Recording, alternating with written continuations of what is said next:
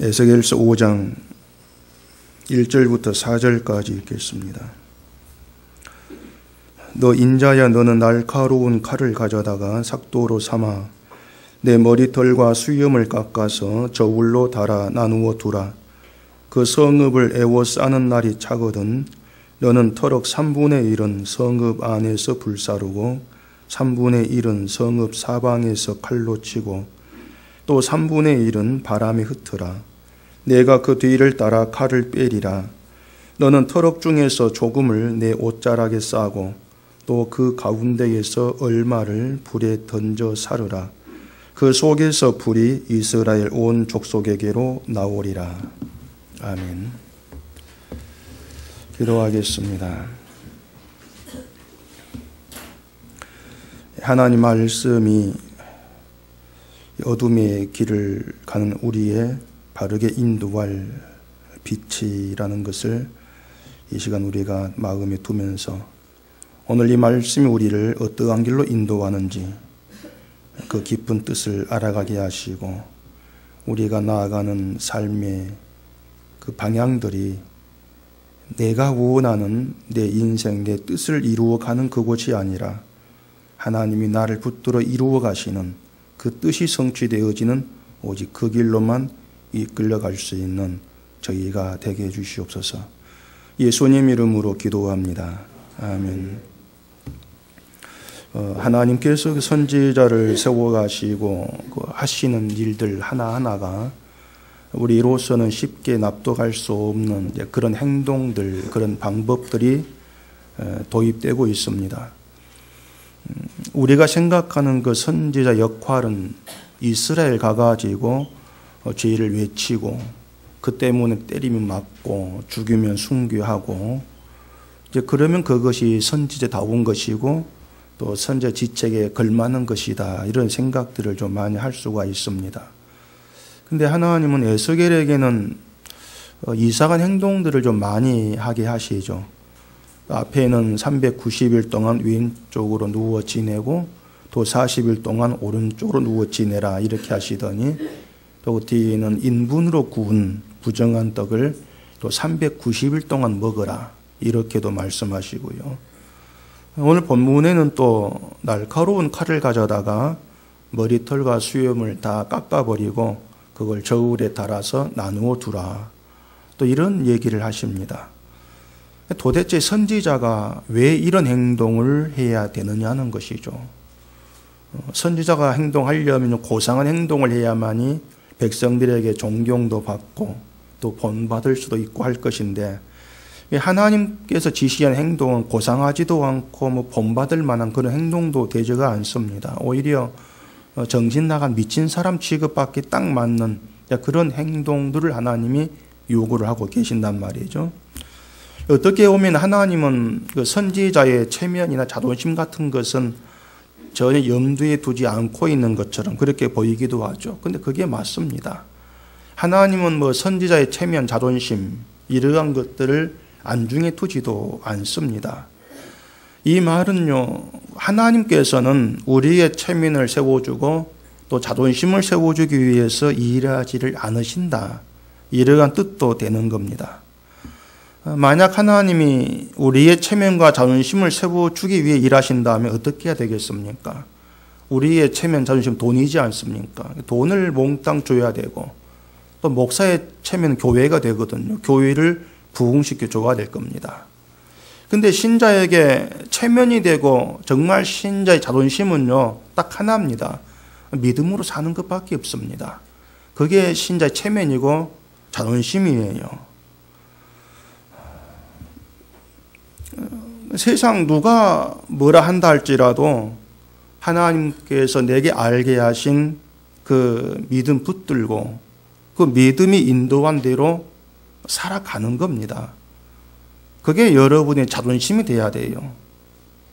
그래서 믿음은 조롱받고 무시받는 이런 건 있겠지만은 비난받는 건 없습니다. 제가 지난 그 한 주간 동안에 매일 아침마다 그 재미있게 본 프로가 있는데 인간극장이라는 게 있어요. 보신 분 있는가 모르겠는데 제가 인간극장 거의 안 보는데 어떻게 그걸 이제 처음에 보게 되었습니다. 어떤 내용인가 하면은 40년이 넘게 어부 생활하던 사람이 이제 그동안 배를 타고 고기를 잡으면서 사고를 겪기도 하고 또 죽을 고비를 넘기면서 생각한 것이 배가 너무 약하다. 이걸 이제 생각을 했다는 거예요. 그래서 후손 대대로 100년 뭐 이상 물려줄 수 있는 그런 배를 내가 만들어야 되겠다. 결심을 했답니다. 배를 만들려면은 우리 같으면은 배 많은 회사에가 주문해가지고 돈 주고 간단하지 않습니까? 근데 이 사람은 자기가 손수 배를 만들겠다는 거예요. 그것도 뭐 인부를 써가지고 하는 것이 아니고 자기 혼자 그 배를 만들기로 결심을 한 겁니다. 그래서 자, 그동안 배를 타고 다니면서 생각했던 이제 기존 배의 단점들, 약한 것들, 그런 것들을 보강하면서 배를 지었는데 4년째 지금 배를 짓고 있다고 합니다. 4년째. 4년간 배를 이제 만드느라고 돈벌이를 못 하니까 아파트까지 팔아가지고 배 만드는데 다 쏟아 붓고 막 그렇게 만들어 가니까 주변 사람들이 잘했다고 하겠습니까? 전부 다 미쳤다고, 정신 나갔다고 이렇게 한마디씩 하는 거예요. 그 TV 보니까는 조금 배가 아닙니다. 굉장히 막 큰 그런 배를 만들고 있더라고요. 그런 배를 혼자서 만든다고 하니까 그게 사람들이 일방상식에 안 맞는 거예요. 공장에 주문하면 되는데 뭐하러 그것을 하느냐고 하는 것이죠. 근데 이 사람은 그런 말을 들으면 속상하죠. 속이 상하면서도 그런 말을 또 안중에 두지도 아니에요. 나는 어쨌든 내 후손에게 물려줄 튼튼한 배를 만들겠다. 그 생각 하나로 이제 막 버텨 나온 것입니다. 또 주변 사람들은 와가지고 보면서 야, 이건 또 왜 이렇게 만들었어? 이건 안 돼. 막 그러고 있으니까 막 또 막 성질 나지 않습니까? 되게 사람 누군가 뭐 하고 있으면 잘했다 말보다도 야, 이건 이렇게 하면 안 되고 저건 저렇게 하면 안 되고 막 그런 시비를 많이 걸거든요. 내 지식 가지고 태클을 건단 말이죠. 그래도 그 사람 흔들리지 않습니다. 자기 생각한 대로 그렇게 배를 만들고 나가요. 근데 그 사람 보면 노아가 딱 생각이 나던데 그 배가 이제 3월이면 완성된다고 합니다. 3월이면은. 근데 만약에 생각해 보니까 그 배가 물에 뜨지 못하고 가라앉아 버린다. 그 어떻게 되겠습니까? 조롱이 현실되지 않겠습니까? 봐라, 그럴 줄 알았다. 그 사람은 그게 자존심 상하는 그런 일이 되는 거예요. 그 사람에게는 그 자존심이 뭐냐면은 온갖 조롱에 불구하고 내 손으로 건조한 그 배가 당당하게 떠가지고 바다를 다니면서 고기를 잡는 거. 다른 배 다 망가질 때에 그 배만큼 멀쩡하게 끄떡없는 거. 그게 그 사람의 자존심이란 말입니다. 여러분들이 그 신자의 자존심을 뭘로 생각해야 되냐면요. 나를 세상 사람들이 성공한 사람 멋있게 봐주는 거. 그게 아니고 말한 대로 믿음대로 사는 것이죠. 누군가가 조롱하고 무시한다 할지라도 당당하게 그냥 믿음의 길을 가는 겁니다. 그러다가 마지막 때가 되었을 때에 그 믿음 무시한 모든 사람이 다 무너질 때에 신자는 믿음으로 인해서 영광에 참여하게 되어지는 거죠. 그때까지 기다리면서 그 길로 가는 거예요. 그게 우리의 자존심이니까.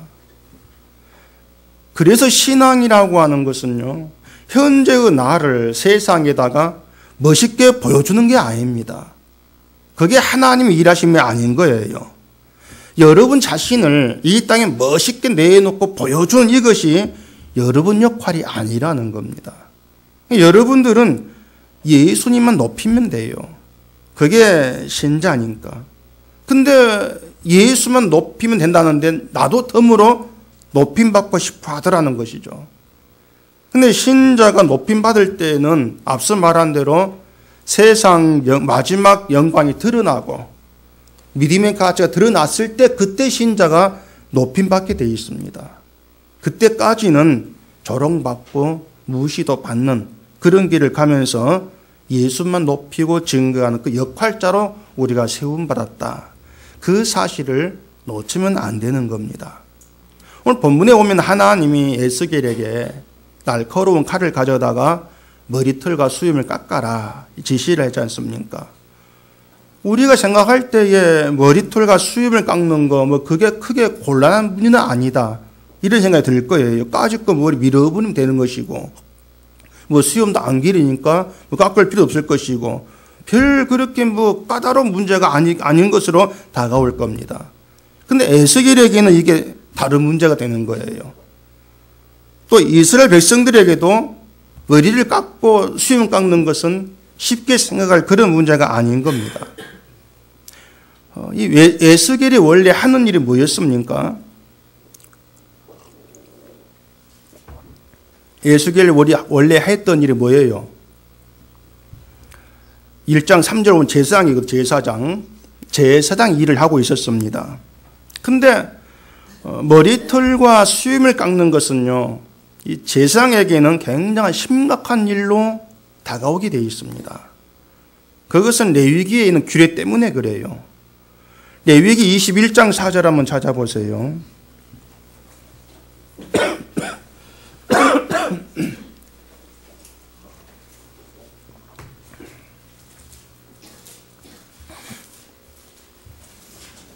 레위기 21장 4절 그거 찾아가지고 딱 펴놓으십시오. 레위기 몇 구 읽을 거니까. 제사장은 그의 백성의 어른인즉 자신을 더럽혀 속되게 하지 말지니라 이렇게 되어 있거든요. 하나님이 제사장을 이스라엘 백성들 가운데 어른으로 그렇게 세운 겁니다. 넌 어른이야. 제사장을 이스라엘의 어른으로 세웠다면은 이스라엘은 어떻게 여긴다는 뜻이겠습니까? 아이로 여긴다는 것이에요. 너희는 아이고 제사장 어른이란 것이죠. 이스라엘을 어린아이로 여긴다는 것은 이스라엘 사람 입장에서는 자존심이 상하는 일입니다. 그들 나름대로 신앙생활을 하고 있고 율법도 지키고 있는 그런 사람들인데 아이로 여긴다. 무시하는 그런 느낌이 되겠죠. 근데 하나님은 이스라엘을 어른으로 여기지를 않았습니다. 왜냐하면 제멋대로 하고 자기 하고 싶은 대로 하고 살아온 그런 이스라엘이기 때문에 너희는 아이다, 어린애 같다 이리 여기신 거예요. 그래서 제사장을 어른으로 그들 속에 세워놓으신 것입니다. 따라서 제사장과 이스라엘 백성 관계는 어린아이와 어른 관계라 이렇게 볼 수가 있어요. 되게 어른은 자기보다 어린 사람이 난 어른이 공경해 주라 이걸 원하는 게 있습니다. 어른 대접받기를 원하는 거죠. 근데 제사장을 어른으로 세우신 것은 이스라엘 안에서 공경받고 대접받아라 이런 취지가 아닙니다. 이렇게 생각해 보세요. 집안에 어른이 없이 어린 아이만 있다면 그 집이 어떻게 되겠습니까? 아이만 남겨놓고 집을 비웠습니다. 엉망이 되지 않겠습니까? 아주 폭탄 맞은 것처럼 엉망이 될 거예요. 어린아이는 어른에게 통지받고 다스림받고 살아갑니다. 근데 어른이 없으면은 내 하고 싶은 대로 살아가죠. 나를 간섭하고 말릴 존재가 없거든요. 근데 하고 싶은 대로 한 수밖에 없는 거예요. 어른이 있다면 어른에게 통지받고 간섭받게 되어 있습니다. 다시 말해서 어른인 제사에게 배우고 가르침 받으면서 바른 길로 가게 하겠다. 그런 취지에서 제사장 세우신 것입니다. 이처럼 어른으로 세우신 제사장에게 하나님이 요구하는 게 있습니다. 그게 26절에 나와요. 그들이 하나님께 대하여 거룩하고 그들의 하나님의 이름을 욕되게 하지 말 것이며 그들은 여호와의 화제 곧 그들의 하나님 음식을 드리는 자인즉 거룩할지니라. 거룩을 요구합니다. 제사장에게. 근데 그 21장 5절 보면은 제사장들은 머리털을 깎아 대머리 갖게 하지 말며 자기의 수염 양쪽을 깎지 말며 살을 뱉지 말고 이렇게 되어 있습니다. 제사장이 머리털, 수염을 깎는 것은 자기를 더럽히는 것이고 속되게 하는 것이다. 그런 규례가 된단 말이에요. 제사장 에스겔에게 부정한 떡을 먹으라고 했던 하나님이 이번에는 머리털과 수염을 깎고 스스로를 더럽게 해라. 그런 의미가 되는 내용이란 말입니다. 만약 제사장이 머리털과 수염을 깎은 모습으로 백성들 앞에 나타난다면 어떻게 백성이 여기겠습니까? 어른으로 여기기는 고상하고 조롱받고 제상 취급도 안 할 거예요. 자기를 부정하는 하게 모습 나오니까. 근데 왜 에스겔에게 하필이면 그런 모습을 하게 하냐 그 말입니다. 그 이유를 이렇게 생각해 볼 수가 있어요. 레위기 규례에 보면은 머리털을 밀고 수염을 깎는 교유가 또 하나 있습니다. 레위기 14장 9절에 보면 이렇게 있습니다. 이런 말을 해요. 일곱째 날에 그는 모든 털을 밀되 머리털과 수염과 눈썹을 다 밀고 그의 옷을 빨고 몸을 물에 씻을 것이라 그리하면 정하리라. 이런 규례가 있거든요. 이건 어떤 규례라면은 나병 환자가 정결하게 되는 날의 규례입니다. 나병 환자가 병이 나으면은 제사장에게 가가지고 제사장으로부터는 병 나았다 확인을 받아야 돼요. 그래야만이 유대 사회 가족으로 돌아갈 수가 있습니다. 그래서 그 나병 환자가 병이 나았으면은 제사장이 가는데 제사장이 나병 환자를 살피고 병이 나았다 확인되면은 새를 2마리 가져오게 합니다. 한 마리는 잡아가지고 그 피를 나병 환자 몸에 7번을 뿌려요. 그리고 넌 장하다 선언합니다. 그리고 살아있는 나머지 한 마리는 들에다 줍니다. 들에다가. 이게 하나님의 저주에서 자유롭게 되었다. 그런 의미가 되는 거예요. 그리고 자기 장막 밖에서 1일을 머물게 합니다. 다시 병이 날까 확인하는 것이죠. 머물게 하고 7째 되는 날에 머리털과 수염과 눈썹을 다 미는 것으로 이제 정결하게 되었다는 의식이 끝나게 돼요. 이처럼 나병 환자의 정결 의식을 제하고는 이스라엘 백성이 머리털과 수염 미는 일은 없다고 봐야 합니다. 그러는 경우는 없는 거예요. 결국 머리털과 수염 민다는 것은 내가 나병 환자였다. 이걸 의미하게 된다 그 말이죠. 다시 말해서 나는 하나님의 저주를 받은 더러운 자였습니다. 이걸 고백하는 것이 머리털과 수염 미는 것과 되는 거예요. 근데 나병 환자에게는 머리털과 수염 미는 것이 수치가 되지가 않는다는 얘기입니다. 병 걸린 사람에게는 기쁜 일이고 새로운 희망이 되고 시작이 되는 일이죠. 왜냐하면 나병 환자가 머리털 미는 것은 정결하게 되었다. 그 선언이니까. 제사장에게 넌 깨끗하게 되었어. 선언이니까 기쁜 일이 아닙니까? 수치가 아니란 얘기예요. 너는 하나님의 저주에 벗어났어. 그 선언이죠. 근데 그 일이 제사장에게는 자기를 더럽히는 일이었나 그 말입니다. 왜냐하면 제사장 어른으로 본래부터 거룩한 자로 세움 받았으니까. 자, 그럼 만약에 이스라엘 백성이 머리를 깎고 대머리쯤 됐어요. 수염도 깎은 제사장을 보고 조롱하지를 않습니다. 그러면은 그 이유는 뭐겠습니까? 오히려 머리 깎은 제사장 보면서 거기에서 하나님의 은혜와 사랑을 보게 된다. 그 이유가 뭐겠냐는 거예요. 그건 이스라엘이 자신을 나병 환자와 같은 더럽고 하나님의 저주를 받은 자로 간주했을 때 그게 가능한 것입니다.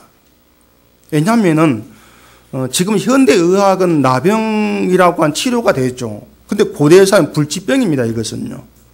한번 나병 걸리면 고칠 수가 없고 하나님의 저주를 받은 것으로 간주가 돼요. 유대 사회와 가족으로부터 격리가 되어가지고 마을 밖으로 쫓겨나서 살아가야 되죠. 평생을 고통 속에 사는 그런 처지가 되는 겁니다. 근데 인간 힘으로 나을 수 없는 병이 나았다면 그건 하나님의 은혜의 기적이죠. 때문에 나병 환자가 머리털과 수염 민다는 것은 단순히 나 병 나았어 이런 의미가 아니고 하나님의 은혜가 그에게 임했다. 하나님의 은혜로 깨끗하게 되었다. 그 증거입니다. 그게 머리털 미는 것이거든요.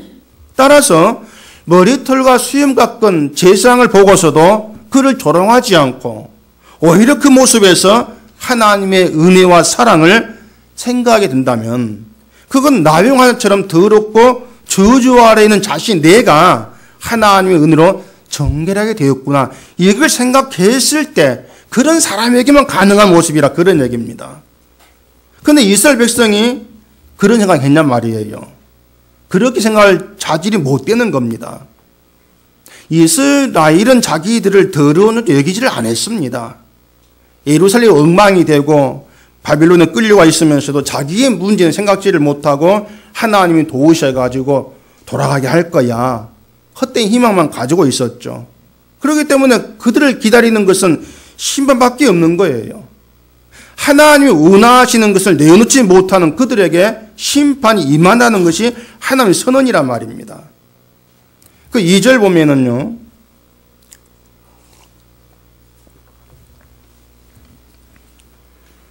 그 성읍을 애워 싸는 날이 차거든 너는 터럭 3분의 1은 성읍 안에서 불사르고 3분의 1은 성읍 사방에서 칼로 치고 또 3분의 1은 바람에 흩어라 내가 그 뒤를 따라 칼을 빼리라 이렇게 돼 있죠. 또 뒤에 12절 보면은 너희 가운데에서 3분의 1은 전염병으로 죽으며 기근으로 멸망할 것이요 3분의 1은 너희 사방에서 칼로 엎드러질 것이며 3분의 1은 내가 사방 흩어버리고 또 그 뒤를 따라가며 칼을 빼리라 이렇게 얘기합니다. 에스겔이 깎은 머리털과 수염을 3분의 1씩 3개로 나누어 가지고 3분의 1은 성읍 안에 불사른다. 이건 예루살렘의 3분의 1이 전염병으로 죽고 기근으로 멸망할 것이다. 이걸 예고하는 것이죠. 또 3분의 1은 성읍 사방에 칼로 치라. 이것은 사방에서 칼이 엎드러질 것이다. 다시 말해 사방에서 어떤 이방 공격을 받고 죽어 나간다는 그런 의미란 말입니다. 또 3분의 1 바람이 흩으르라는 것이죠. 이것은 이스라엘이 사방에 흩어질 것이다. 포로로 끌려가기도 하시고 또 다른 나라 도망치기도 하셔가지고 흩어버린다. 이런 것이에요. 이게 이 예루살렘이 겪게 될 하나의 심판이라는 얘기입니다. 자, 이쯤에 생각해 볼 필요가 있는 게 뭐냐면요. 도대체 이스라엘의 문제가 뭐냐는 겁니다. 이스라엘 문제가 뭡니까? 아마 이스라엘의 문제, 이스라엘의 죄, 그러면 가장 많이 생각하는 우상숭배일 겁니다. 우상숭배했다는 거죠. 우상숭배도 그들의 고질적인 문제였죠. 근데 그보다 근원적인 문제가 하나 있습니다. 그것을 머리털과 수염 깎은 에스겔을 세워서 보이시는 거예요. 이스라엘이 대머리처럼 되고 수염을 깎은 에스겔을 보고 왜 저래?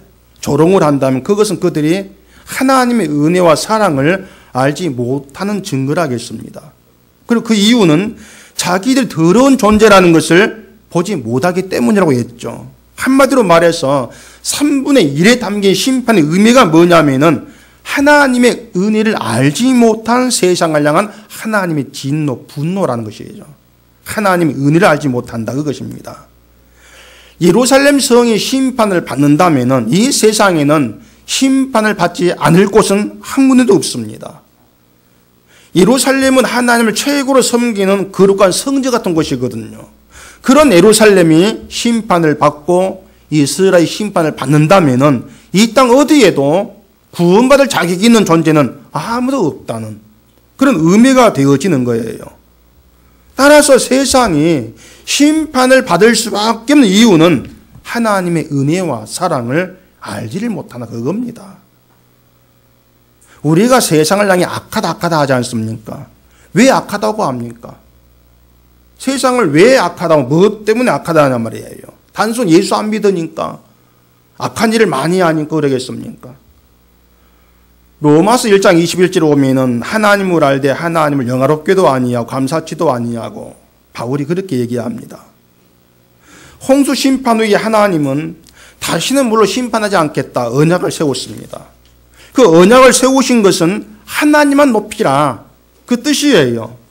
세상은 언약으로 보존되어 있거든요. 이제는 인간이 똑똑하고 힘이 있어가지고 이 땅이 유지되고 보존되는 것이 아니고 하나님의 언약 아래서 보존되고 있는 겁니다. 그렇기 때문에 세상은 하나님의 은혜를 감사함으로 인해서 하나님을 영화롭게 합니다. 그런데 하나님을 영화롭게 하는 것이 아니고 내가 영화로운 존재가 되기 위해서 살아가더란 얘기예요. 그게 하나님 보시기에 악이 된다 그 말입니다. 심판 이유가 그거예요. 그래서 하나님의 참된 백성이라 한다면은 지금씩 교회를 잘 다니고 기도 열심히 하고 착한 일 많이 하고 그런 게 하나 참된 백성이 아닌 거예요. 그런 것으로는 백성 될 수 없다. 이걸 보여준 게 이스라엘입니다. 지금 예루살렘이 심판의 경고를 받고 있는 것이 교회를 안 다니고 착한 일 안 하고 그런 이유 때문에 아니지 않습니까?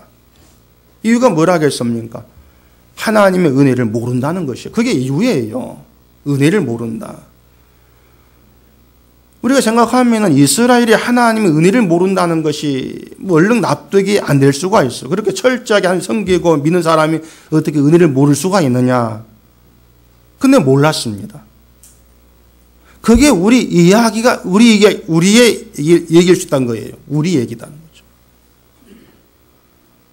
여러분 자신이 하나님의 은혜를 모른다고 생각합니까? 안다고 생각합니까? 아마 안다고도 그렇게 생각할 겁니다. 난 은혜를 알아. 근데 죄송하지만 저는 여러분들이 하나님의 은혜를 알고 생각을 좀 깨뜨릴 필요가 있어요. 우리가 은혜를 안다면은 우리 마음속은 항상 감사로 출렁거립니다. 은혜를 안다면 늘 내 속은 감사로 넘쳐야 돼요. 감사로 내 속에 출렁거린다면은 어떤 편에서도 주를 보게 되어 있습니다. 걱정과 염려 없고 늘 기쁨이 있게 되어 있습니다. 근데 우리가 살아가는 건 주를 바라보면서 그렇게 살기보다도 항상 나를 보고 있지 않습니까? 그래서 하나님 이것만 해주시면은 뭐 어떻게 보겠다는 또 더 감사하겠다는 또 그런 식으로 하니까 거래하려고 하는 그런 것도 나오잖아요. 결국 우리 속에 출렁거리는 감사가 아니고 불만으로 출렁거린다. 그렇게 해도 틀린 말은 아닐 거예요. 그러니까 내 속이 불만이 출렁거리고 염려가 출렁거리고 그렇게 있는데 내가 하나님의 은혜를 안다고 할 수가 있냐고 하는 겁니다.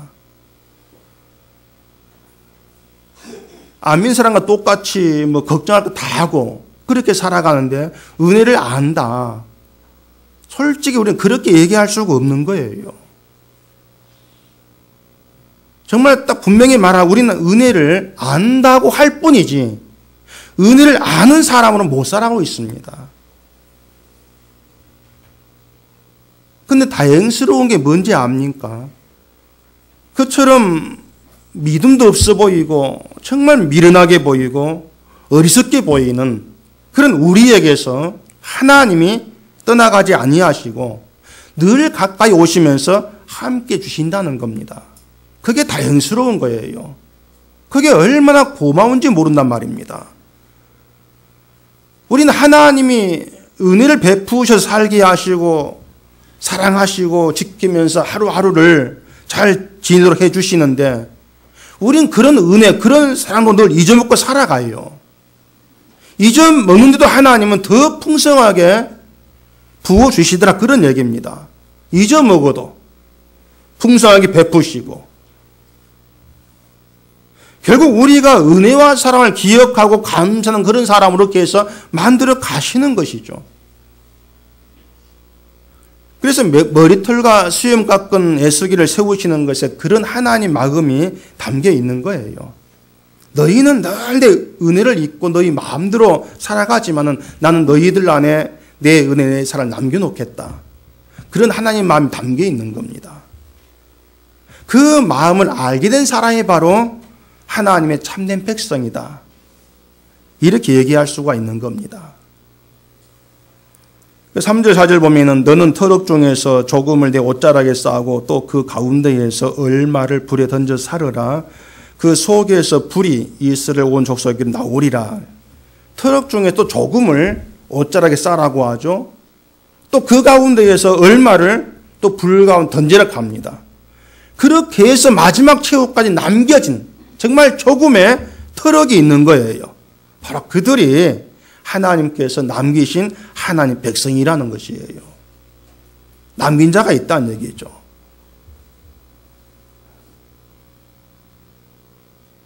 제사장이 이스라엘의 어른에게 있지 않습니까? 근데 하나님 어른에게 어른 대우를 받을 수 없는 행동을 하게 하십니다.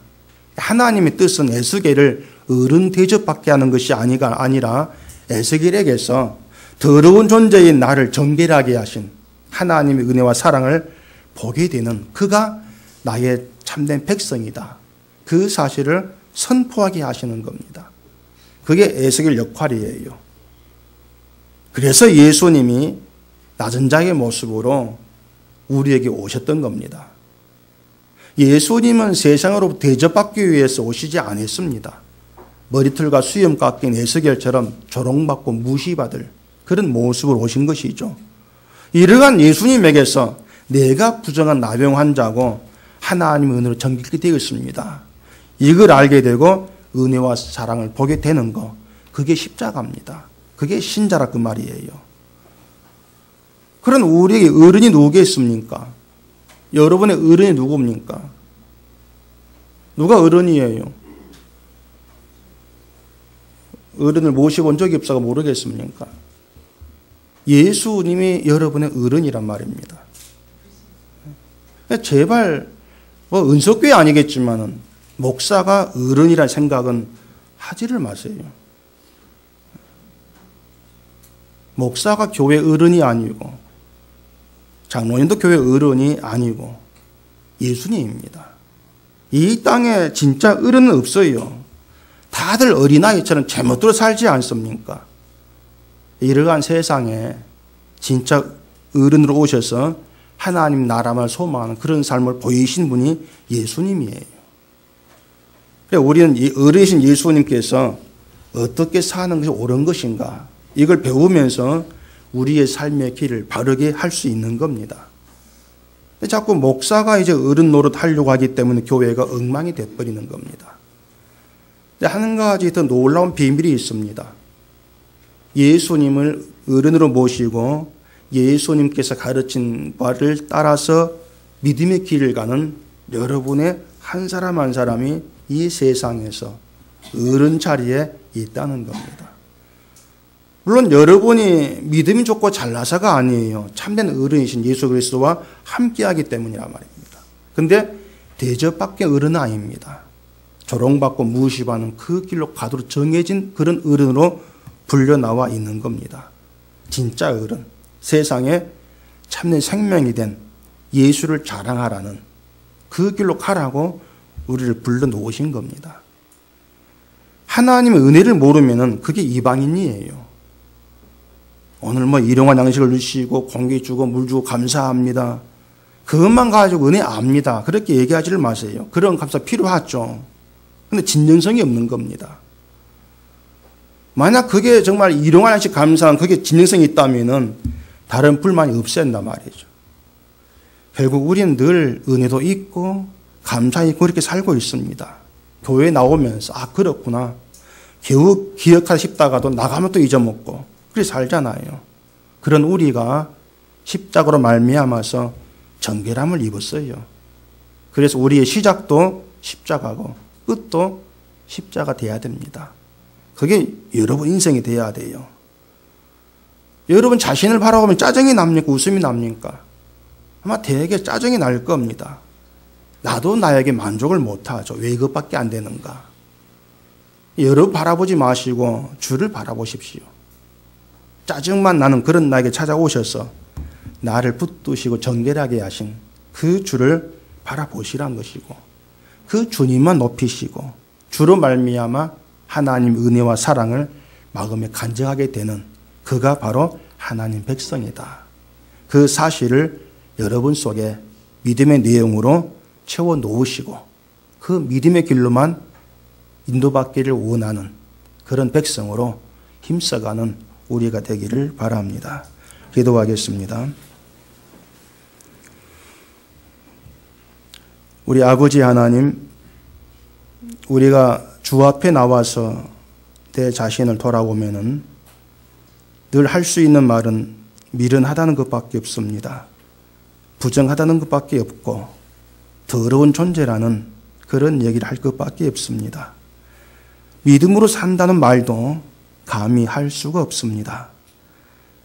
이러한 우리를 하나님께서 그래도 사랑으로 붙드시고 은혜를 베푸시면서 그 은혜와 사랑을 알아가도록 인도하시니 참으로 감사합니다. 성령을 보내셔서 예수를 보게 하시고 그 예수 그리스도 십자가 안에서 하나님의 은혜와 사랑을 깨달아 알게 하시면서 그 은혜와 사랑을 마음에 간직한 하나님 백성으로 만들어 가시니 감사합니다. 이 땅을 살아가며 늘 주만 바라보게 하시옵시고 우리의 참된 의리이신 그 예수 그리스도 안에서 부정한 우리를 정결케 하신 그 은혜에 대해서 늘 감사하고 찬송하는 그러한 신자로만 살기를 소원하는 저희가 되게 해주시옵소서. 예수님 이름으로 기도합니다. 아멘.